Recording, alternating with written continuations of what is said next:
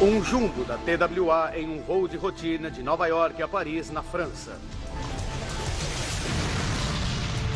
De repente, ele explode e mergulha em chamas no Atlântico. Há mais de 200 pessoas a bordo. Foi atingido por um míssil? É uma bomba? Ou uma avaria mecânica catastrófica? Hoje, usando uma simulação avançada de computador, revelaremos o que houve de errado com o voo 800 da TWA. Desastres não acontecem simplesmente. São uma cadeia de eventos inevitáveis. Conheça os detalhes e acompanhe a contagem dos segundos fatais antes do desastre. Segundos fatais. O desastre do TWA. Estados Unidos. Cidade de Nova York. Aeroporto John F. Kennedy. 17 de julho de 1996. A segurança é rígida no aeroporto mais movimentado de Nova York. Hoje, milhares de pessoas passarão pelo JFK em cerca de 1000 voos.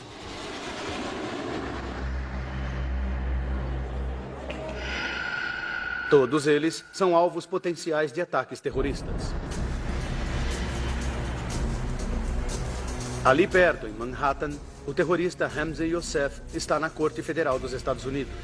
Está sendo julgado pela tentativa de explodir o World Trade Center com um carro-bomba de 600 quilos. Ele também é acusado de planejar uma conspiração para matar centenas de inocentes com bombas plantadas em 12 aviões americanos. O FBI sabe que muitos membros da célula terrorista de Youssef encontram-se à solta e ainda podem fazer de aviões o seu alvo de ataque. Estamos em estado de alerta máximo nos Estados Unidos. Recebemos muitas ameaças, centenas delas. Duas jovens universitárias de Macon, na Geórgia, se dirigem hoje para o JFK. Becky Olsen tem 20 anos e é grande amiga de Michelle Becker, de 19 anos. Elas estão animadas, estão indo a Paris para o casamento de uma amiga comum, seguido de férias pela Europa. Os pais das garotas aprovaram a viagem. Elas estavam muito animadas. Sabiam que ia ser uma aventura maravilhosa. Elas diziam que ia ser a melhor coisa depois de bolo de chocolate. Esta seria uma viagem super especial. O pai de Michelle, Walter Becker, economizara a milhagem suficiente para fazer o upgrade das meninas para a primeira classe. Na época, a primeira classe era de primeira mesmo. E elas sabiam que iam aproveitar tanto a ida quanto a volta. 4h31 da tarde. O Boeing 747, que seria o voo 800 da TWA para Paris, chega ao JFK. É um jato de 25 anos, com mais de 16.000 voos realizados. Caminhões-tanques chegam para abastecer o avião. A equipe de solo bombeia 114 mil litros de combustível A para os 6 tanques de asa. É mais que suficiente para o voo até Paris. O maior deles, o tanque central da asa, pode ficar como está, quase vazio. Próximo a Baltimore, em Maryland, Jamie Hurd, de 29 anos, termina um trabalho de última hora na oficina da família. Pode apanhá-lo na terça. Muito obrigado. Há 2 anos trabalhando aqui, Jamie informatizou o escritório de seu pai, Jim. Ele nos fez sair da Idade Média para a Era Moderna. Jamie está indo a Paris para juntar-se à sua namorada Hope, que está lá em um intercâmbio. É o seu primeiro voo para a Europa.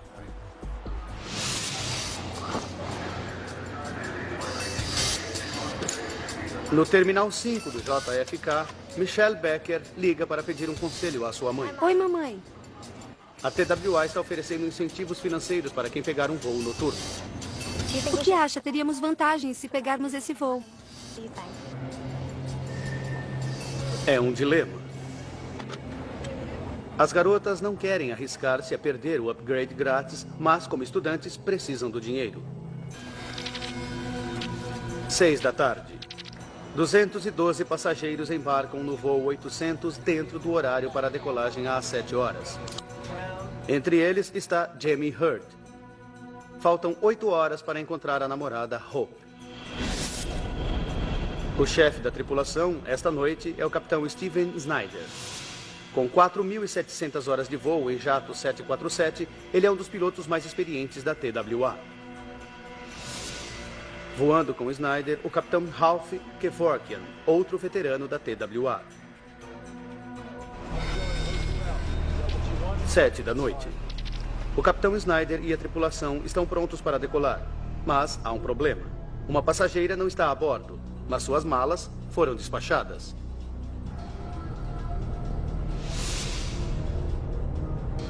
Em 1998, o Pan Am 103 explodiu em pleno ar sobre a cidade de Lockerbie, na Escócia, matando 270 pessoas.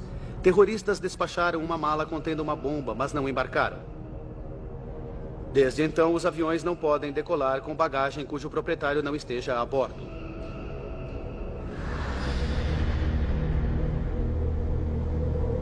A decolagem é atrasada enquanto o pessoal de solo procura a passageira faltante. Lá fora, a temperatura é de 28 graus Celsius e no asfalto do pátio de manobras, a temperatura do jumbo é alta. Os minutos passam e as unidades de ar-condicionado sob a fuselagem mantêm os passageiros refrescados. 50 minutos são passados e ainda não há sinal da passageira misteriosa. Às 7h59, o pessoal do portão de embarque contacta a tripulação. TWA voo 800, desculpe-me pelo atraso. A passageira já estava a bordo.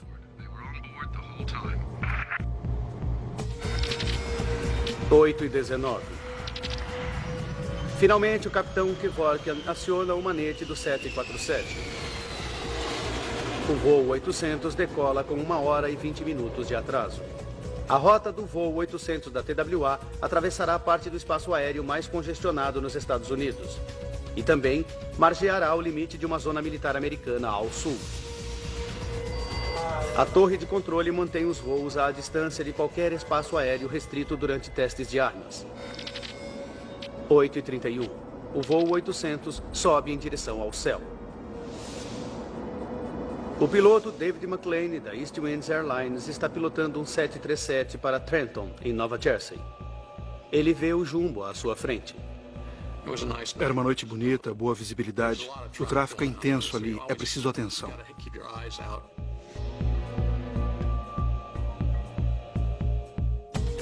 A torre de controle autoriza o voo 800 a subir para o próximo nível. TWA 800 à esquerda, seguindo para vetor 050, subindo acima do tráfego. Voando para 15.000. Tripulantes e passageiros acomodam-se para o voo. Então, subitamente,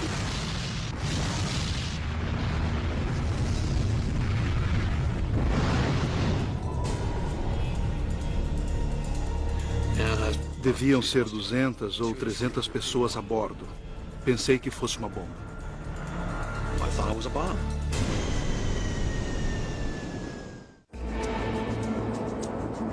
Com 20 minutos de um voo de rotina do JFK para Paris, o voo 800 da TWA explode em uma imensa bola de fogo.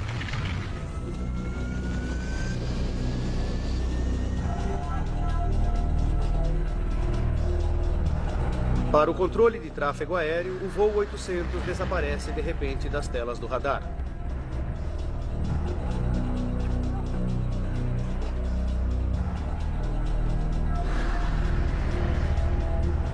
O piloto da East Winds, David McLean, avisa a torre de controle. Ele explodiu a uns 4.800 metros de altitude e mergulhou na água. O controle de tráfego aéreo tenta o contato com o voo 800 pelo rádio. TWA 800, está ouvindo? Não há resposta. TWA 800, está ouvindo? A terrível verdade começa a se revelar. TWA 800, câmbio.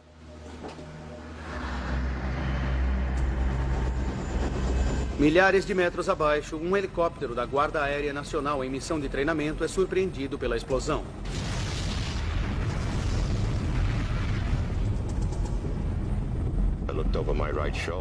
Eu olhei por cima do ombro esquerdo e vi a explosão no céu descendo sobre mim como uma cortina. Os destroços incandescentes do avião começam a cair ao redor deles. Muita coisa estava em fogo. As chamas podiam ser vistas. Agora, a tripulação do helicóptero está em perigo. Se os destroços atingirem as pás do rotor, eles também poderão cair na água. Tínhamos de sair dali. O helicóptero se afasta em segurança e segue em busca de socorro. Na base, o Major Mike Noyes se prepara para assumir o comando do helicóptero e seguir para o local do acidente. Foi uma descarga de adrenalina. Íamos procurar sobreviventes. Ele sabe que é possível sobreviver a uma queda de avião na água. A temperatura do mar está em torno de 18 graus Celsius. Se houver pessoas na água, elas poderão resistir por até 8 horas. A guarda costeira de East Moriches, em Long Island, recebe o aviso da queda de um avião. Eles saem a toda para o mar.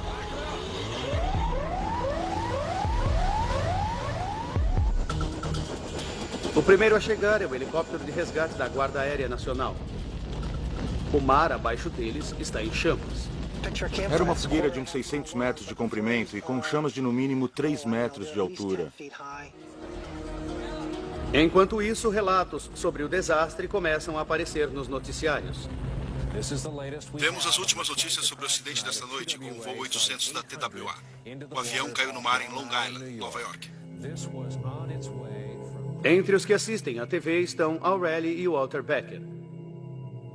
Eles se dão conta de que é o voo de sua filha Michelle.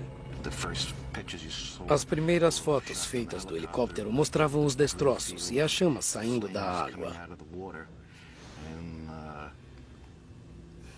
Eu disse, oh meu Deus.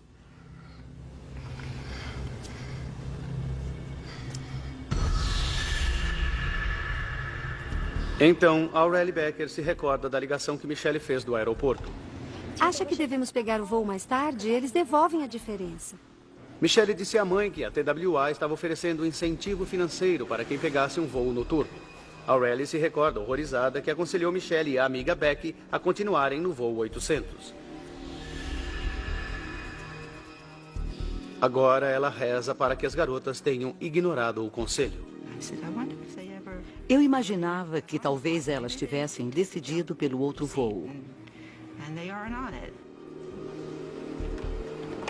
Aurelie liga para a casa de Becky e fala com o pai dela, Donald Olsen. Como vai, Aurelie? Becky não telefonou sobre uma troca de voos? Donald diz que não. As garotas não ligaram. Então, Aurelie disse para ligar a TV, pois um avião havia caído. Um avião 747 explodiu em pleno ar, cerca de 32 quilômetros ao sul de Long Island, Nova York, mergulhando no Atlântico. As famílias se dão conta de que Michelle e Becky estavam nesse voo. Agora, o que podem fazer é assistir às cenas horríveis, impotentes. Mas ainda tem esperança de que as garotas tenham sobrevivido ao acidente. Nós conversamos, nos abraçamos, choramos e dissemos: as meninas são atléticas, boas nadadoras. A busca e o resgate são um pesadelo. A procura é por sobreviventes. Eu disse a Becky para nadar muito. A noite toda. Famílias em todo o país e fora dele vivem um pesadelo. A única esperança é que em alguma parte das águas enegrecidas, seus entes amados se agarrem à vida até que possam ser resgatados.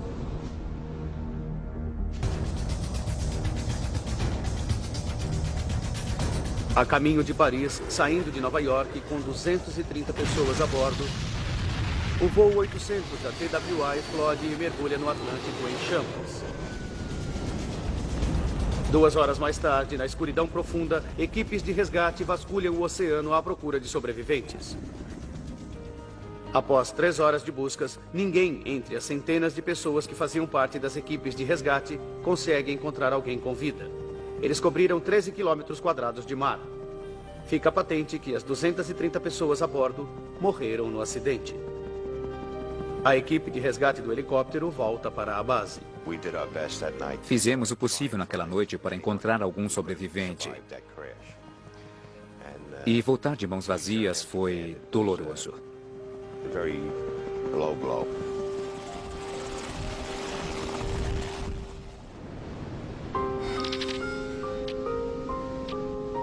5 da manhã. O sol nasce sobre um oceano coberto de destroços do voo 800.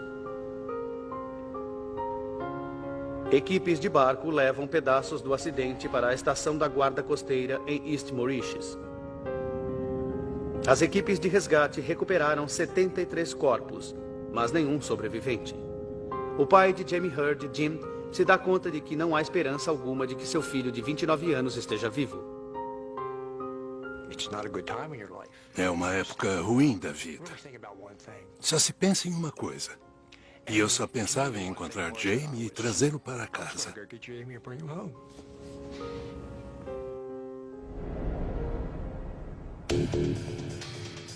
As notícias chegam ao FBI e ao diretor assistente de Nova York, James Kallstrom.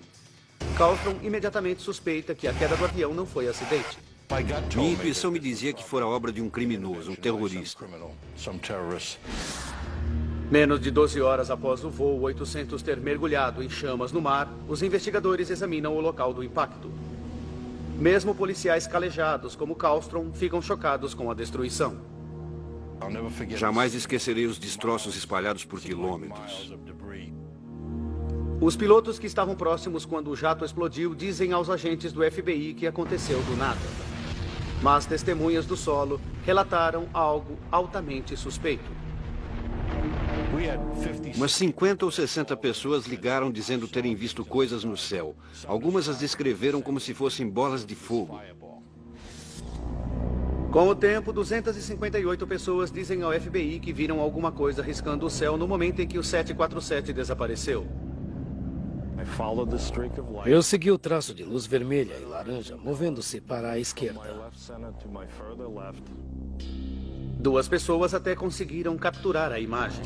Uma foto mostra um rastro misterioso no céu. Outra parece mostrar um objeto na forma de míssil. Kallstrom contempla uma possibilidade horrível.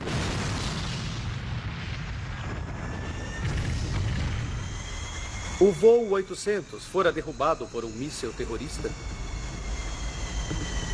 Um ataque assim, a poucos quilômetros do continente americano, representaria um aumento da ameaça terrorista que paira sobre os Estados Unidos e o Ocidente. Os Estados Unidos forneceram ajuda de solo para o lançamento de mísseis aéreos para os defensores da liberdade islâmica no Afeganistão. Kallstrom sabe que muitas dessas armas estão agora nas mãos de terroristas decididos a atacar os Estados Unidos. Mas os lançadores têm apenas um alcance de 8 quilômetros. Uma vez que o voo 800 caiu a 13 quilômetros do litoral, um míssil desse tipo só poderia ter sido lançado do mar. A cena do crime era milhares de quilômetros quadrados de mar, de Long Island e do porto da cidade de Nova York. Foi um trabalho tremendo. New York City Harbor, and it was a massive undertaking. Hoje, revendo os eventos e mergulhando nas investigações, poderemos revelar o que realmente aconteceu com o voo 800. Uma simulação avançada de computador nos levará até onde nenhuma câmera pode ir, ao coração da zona do desastre. Agentes entrevistam 670 testemunhas. Eles verificam cuidadosamente o movimento de 20 mil aviões na área. Recolhem barcos roubados e abandonados para testes periciais. Mas não encontram pistas promissoras. Então a teoria do míssil sofre uma nova e surpreendente reviravolta. Boatos começam a circular na internet e na imprensa. Eles contêm uma alegação extraordinária. O voo 800 da TWA fora derrubado não por terroristas, mas por um terrível acidente das Forças Armadas Americanas.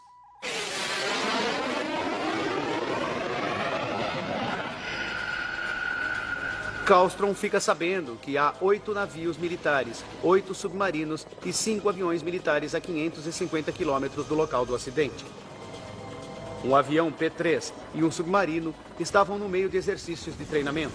Ele manda dezenas de agentes do FBI vasculharem todos os seus diários.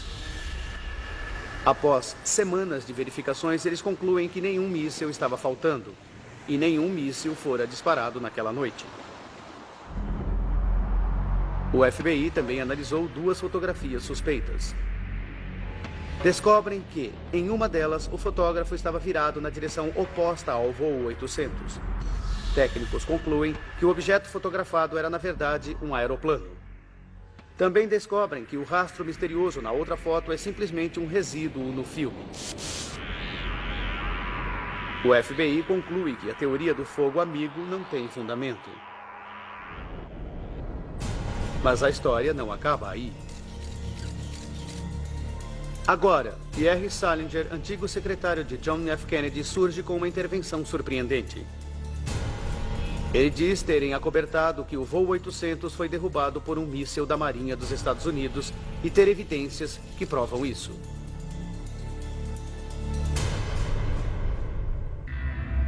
A 13 quilômetros de Long Island e a 37 metros de profundidade, mergulhadores da Marinha têm a tarefa monumental de recuperar os restos do voo 800, espalhados por uma área de 104 quilômetros quadrados.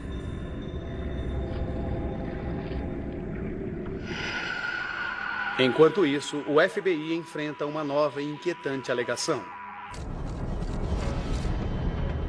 O antigo secretário de imprensa de John Kennedy, Pierre Salinger, afirma ter provas de que a Marinha Americana derrubou um voo 800 por engano.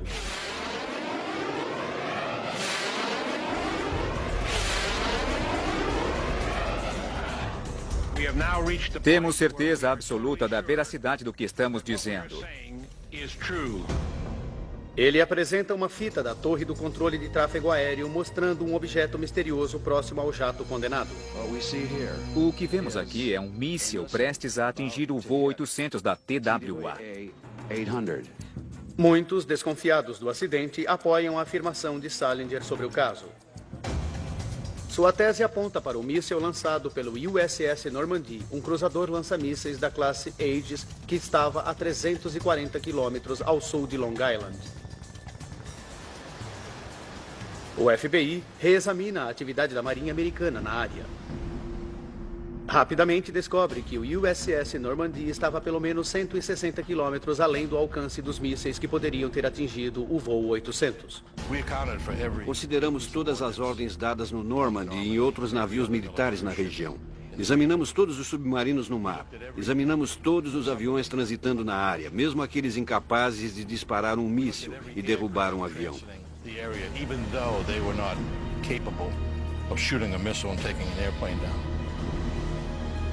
Mas eles nada encontram.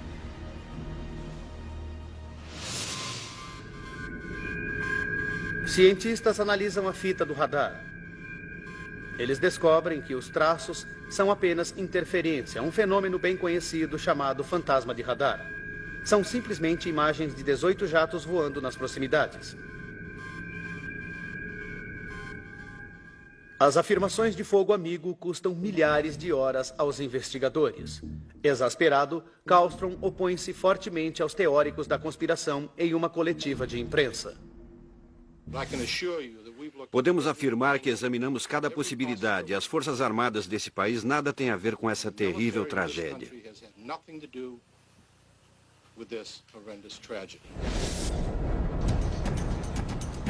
Uma bomba ou míssil terrorista ainda é uma das principais suspeitas da perda do voo 800. Mas a única forma de saber com certeza o que derrubou o avião é pela análise dos destroços. A tarefa cabe aos co-investigadores do FBI, a National Transportation Safety Board, ou NTSB. Sua prioridade é encontrar os registros de voo do avião ou as caixas pretas. Desde o dia seguinte ao acidente, mergulhadores da Marinha vasculham a área dos destroços nas águas profundas de Long Island. É um trabalho lento e perigoso. O leito do mar está coberto de fragmentos cortantes como lâminas.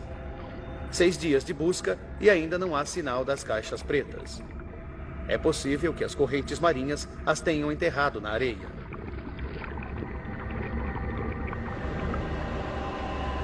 Então, no 7º dia, um mergulhador vê alguma coisa, um brilho alaranjado. O gravador de voz da cabine. Não é isso? Está vendo o sinalizador sobre ele? Tire uma foto dele. Está certo. Segundos depois, eles têm sorte novamente.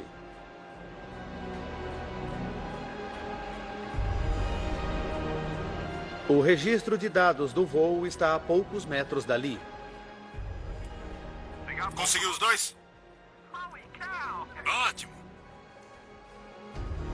Os mergulhadores rapidamente levam as caixas para a superfície. Para evitar danos por oxidação, elas são mantidas submersas em água salgada. Para o investigador Bob Swan, do NTSB, é uma descoberta importante. Quando os mergulhadores trouxeram as caixas, todos nós do NTSB ficamos animados. Mas há um problema. As caixas estão retorcidas e abertas devido ao forte impacto. Os investigadores temem que haja poucas chances de que as fitas em seu interior estejam intactas, mas as levam para a sede do NTSB. Lá eles esperam recuperar alguma coisa das gravações. Cuidadosamente, removem a fita da cabine de seu invólucro blindado para ouvi-la.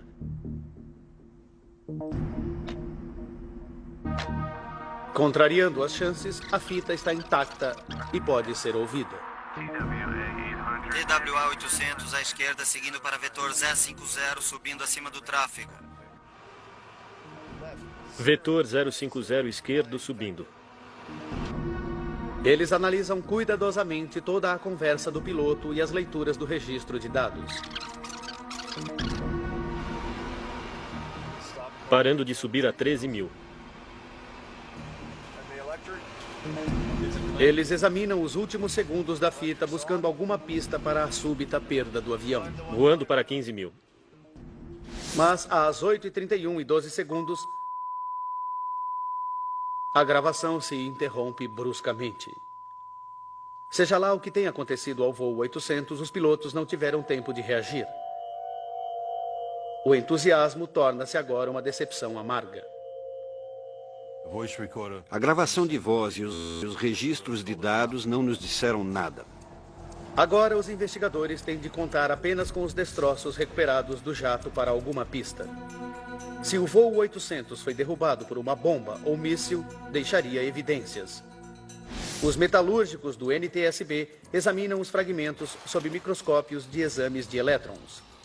Eles estão procurando os micro-orifícios que os explosivos potentes deixam nas superfícies de metal. Como veterano da investigação do Panam 103, o metalúrgico Jim Wilde sabe exatamente como são os danos causados por uma bomba. Mas não há traços dela. Nós examinamos detalhadamente cada milímetro de cada pedaço, cada superfície, buscando traços, evidências de uma bomba ou de uma explosão. Não havia nada desse tipo no avião da TWA. Ao mesmo tempo, os peritos do FBI recolhem 9.000 amostras para análise química. Eles sabem que traços de explosivos resistem até debaixo d'água. Durante semanas, eles também não encontram nada. Então, o FBI faz uma descoberta significativa. Traços microscópicos de explosivo de origem desconhecida foram achados no voo 800 da TWA. Recebi uma ligação do nosso perito químico no local que achara traços diminutos de RDX e PETM, duas substâncias químicas encontradas em explosivos plásticos.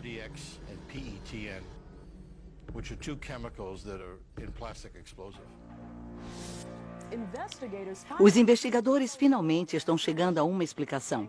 Ao que parece, foi uma bomba. É uma descoberta extraordinária. Os traços resistiram durante semanas imersos em 37 metros de água do mar. Eles foram preservados sob um pedaço de fita gomada que prende o carpete. É uma forte evidência de uma bomba terrorista a bordo do voo 800. Mas Kallstrom ainda está cético. Não fazia sentido. A reação inicial foi, puxa, mas os fatos não faziam sentido. No revestimento recuperado não havia sinais de explosão. O FBI busca explicações na história do avião destruído. Eles examinam cuidadosamente as dezenas de ocasiões nas quais a TWA, entre os voos, alugava o avião a terceiros. Então, os agentes fazem uma descoberta importante. Apenas um mês antes do acidente, a polícia de St. Louis alugou o avião para o treinamento de cães farejadores. Os instrutores da polícia informam ao FBI que utilizaram RDX e PETM, exatamente as mesmas substâncias encontradas no acidente do voo 800. E eles também revelam que um dos dispositivos de treinamento pode ter deixado vazar pequenas quantidades de material explosivo. Os vestígios de bomba são reais, mas não foi a causa do acidente. A investigação criminal está em um beco sem saída. 6 meses após o desastre, o FBI ainda não encontrou evidências de um ataque de míssil ou uma bomba terrorista. Agora, o NTSB concentra-se em avaria mecânica irremediável como causa provável do acidente. No hangar em Calverton, Nova York, Jim Wilde e sua equipe começam a remontar o 747 com quase 1 milhão de pedaços que formam os destroços. Eles levam 3 meses para completar a seção central.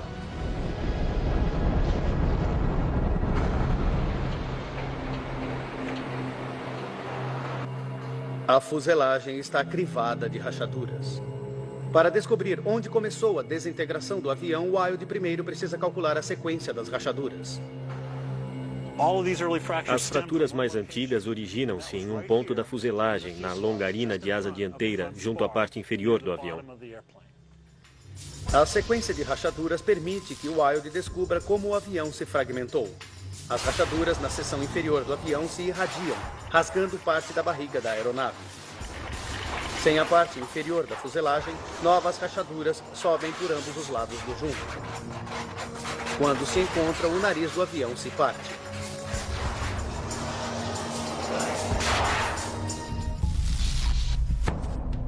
Agora, Wilde precisa descobrir o que provocou a rachadura inicial. Ele procura atrás do local onde as rachaduras começaram. É no lugar do maior tanque de combustível do 747, o enorme tanque central da asa. Ele tem o tamanho de uma garagem para 2 carros. Painéis de alumínio, chamados spanwise beams, dividem o espaço em seções. Wilde procura pistas. No interior do tanque, ele descobre algo inquietante. Uma série de pequenas rachaduras na dianteira do tanque, conhecida como longarina de asa. É uma descoberta extraordinária. Wilde acredita que foram causadas por spanwise beams chocando-se contra ela. É provável que esses danos tenham provocado uma explosão no interior do tanque.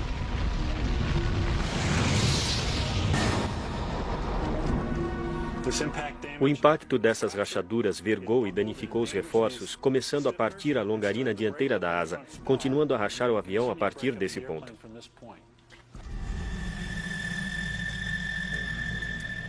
Wilde está convencido de que uma explosão no tanque central da asa deve ter sido a causa fatal da destruição da aeronave. O culpado óbvio pela explosão? O combustível do jato. Os investigadores examinam os registros de abastecimento no JFK e descobrem que a equipe de solo deixou o tanque central da asa do voo 800 quase vazio, com apenas 190 litros de combustível A para jatos. É só uma poça no fundo. Parece pouca quantidade de combustível para provocar danos tão grandes. Mas Wilde sabe que o combustível A tem propriedades incomuns, como mostra este filme feito nos laboratórios de teste da Federal Aviation Authority. Em seu estado líquido, o combustível A não é altamente inflamável. Mas quando encerrado em um tanque e aquecido, ele se vaporiza, tornando-se de fácil ignição.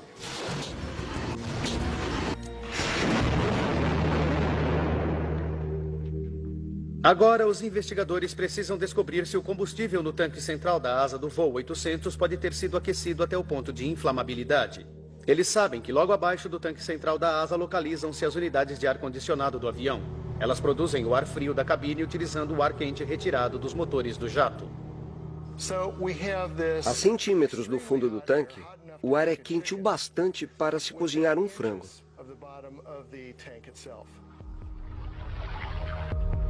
Os investigadores calculam que o ponto de inflamabilidade do tanque central da asa é incrivelmente baixo, apenas 35,8 graus Celsius. As unidades de ar-condicionado teriam aquecido o combustível a essa temperatura crítica. Para descobrir, os cientistas do NTSB e do FAA montam um experimento audacioso para reencenar o voo 800. Eles enchem o tanque central da asa de um 747 com 189 litros de combustível A e o ajustam com 90 sensores de temperatura. O avião fica na pista de Alcatrão com o ar-condicionado ligado por 2 horas e 45 minutos. Então o 747 decola e segue o mesmo perfil de subida do voo 800. É um risco calculado, mas não maior que o risco corrido por milhares de aviões diariamente.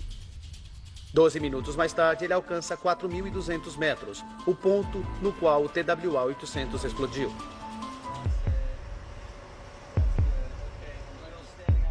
Os investigadores examinam as leituras dos sensores de temperatura e o que descobrem os deixa horrorizados.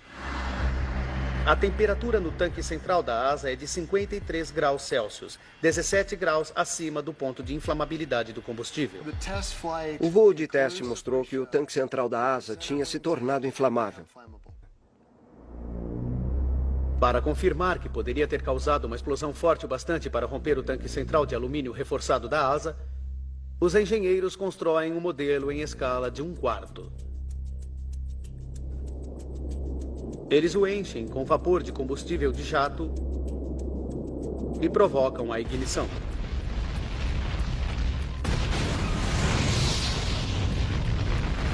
A força da explosão é mais que suficiente para romper o tanque.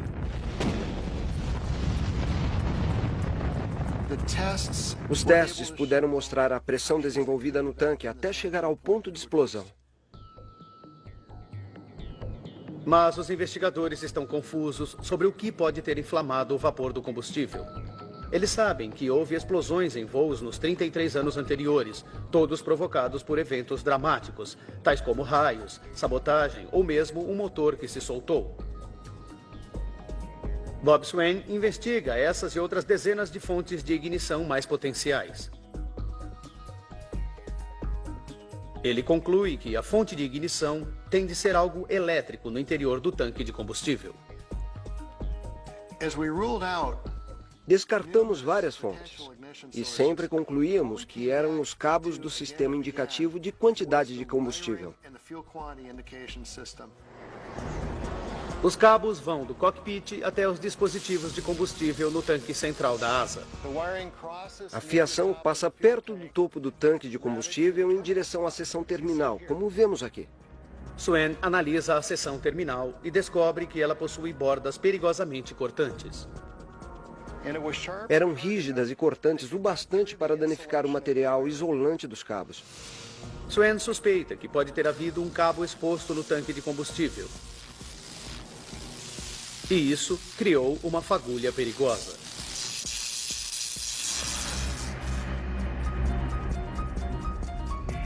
Mas há um enigma.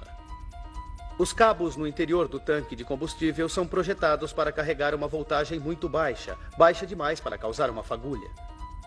Swain acompanha os cabos do combustível no exterior do tanque. Aqui, eles se unem aos cabos de alta voltagem para a iluminação da cabine e outros sistemas da aeronave que passam em feixes pela barriga do avião de 25 anos de idade. Ele examina melhor o que restou da fiação do 747 acidentado e de outros jumbos de idade similar e faz uma descoberta perturbadora. Ficamos chocados com as condições da fiação encontrada. Swain encontra restos de derramamento de combustível e fragmentos de metal cortante entre os feixes de cabos. Ele também encontra cabos desgastados, emendados com fita e até alguns com o material isolante danificado.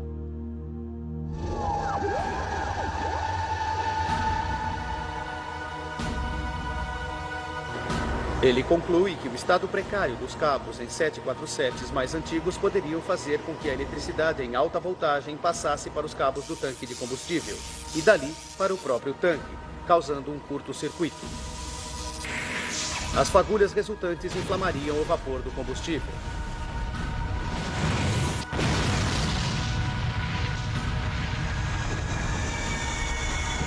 Os investigadores sabem que há cerca de 1.200 747 em serviço no mundo todo. Qualquer um deles poderia estar voando com um defeito fatal, colocando milhares de passageiros em grande perigo.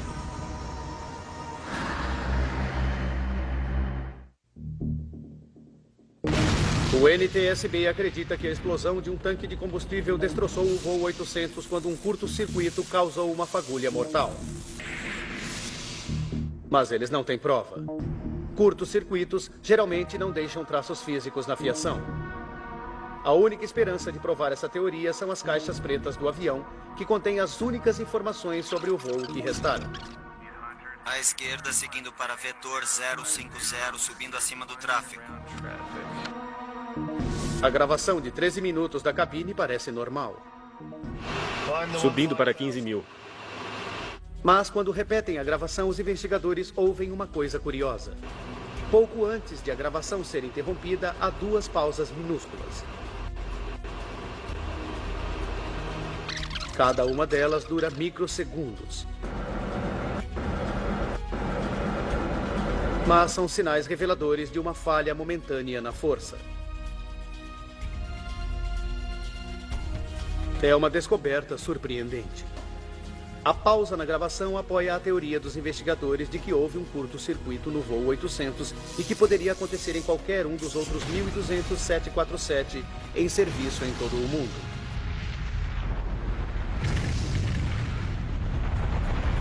É a peça final do quebra-cabeça. Os investigadores agora sabem qual a provável cadeia de eventos que provocou a perda do voo 800 da TWA, que destruiu um jumbo de 300 toneladas em apenas 12 minutos de um voo de rotina e que deixou 230 passageiros e tripulantes a segundos do desastre. 12 minutos e meio para o desastre. O voo 800 decola. O ar-condicionado manteve os passageiros refrescados durante o atraso, mas também levou o combustível A no tanque central da asa ao ponto de inflamabilidade. O tanque agora contém quase 50 metros cúbicos de vapores de combustível altamente explosivos. O 747 é uma bomba voadora. Faltam 40 segundos. Voando para 15.000. Cabos danificados fazem com que uma corrente de alta voltagem passe para a fiação externa do tanque central da asa, dali penetrando no tanque. Quando a corrente passa por um cabo desencapado, ela passa para outra superfície de metal formando um curto-circuito. As fagulhas resultantes inflamam a mistura letal de combustível e ar. O desastre acontece. A explosão destrói um dos painéis internos e atinge a camada externa do tanque, batendo violentamente na fuselagem do avião. Com velocidade de 650 km por hora, o avião está voando sob pressão intensa. E a primeira rachadura na fuselagem se espalha rapidamente. Agora, rachaduras múltiplas espalham-se pelo avião. Em 4 segundos, elas se encontram destroçando o nariz do 747. O nariz cai na velocidade de uma bala. O restante do avião, com a maioria dos passageiros ainda nele, eleva-se a grande altura. Os investigadores creem que esse foi o rastro de luz que testemunhas viram cortando o céu. A 4.600 metros, a seção principal perde altura. Uma minúscula fagulha derrubou o enorme jumbo, matando 230 pessoas.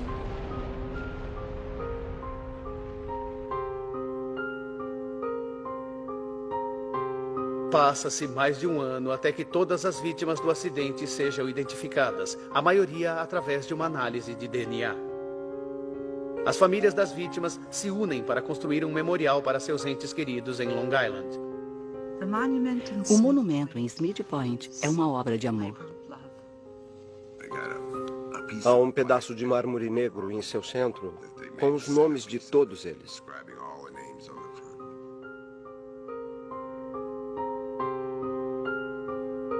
É um lugar para Jim Hurd recordar seu filho Jamie. Aqui é o mais próximo que posso estar dele. Porque, na verdade, ele está no mar. Foi lá que perdeu sua vida.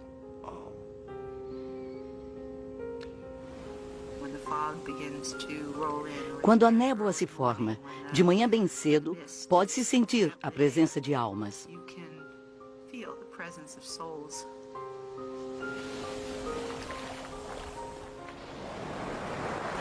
O desastre foi um alarme para a indústria da aviação.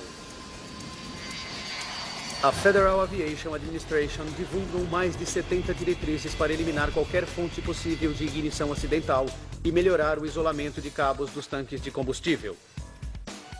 Elas afetam 7.500 aeronaves na frota americana. A Boeing implementa as ordens do FAA e também introduz um tanque de inércia de combustível, um sistema que completa os tanques com nitrogênio, impedindo que o combustível pegue fogo. O primeiro jumbo comercial equipado com um sistema de inércia voou no verão de 2005. E a partir de 2007, todos os aviões Boeing da série 7 utilizará a nova tecnologia. Versão Marshmallow São Paulo.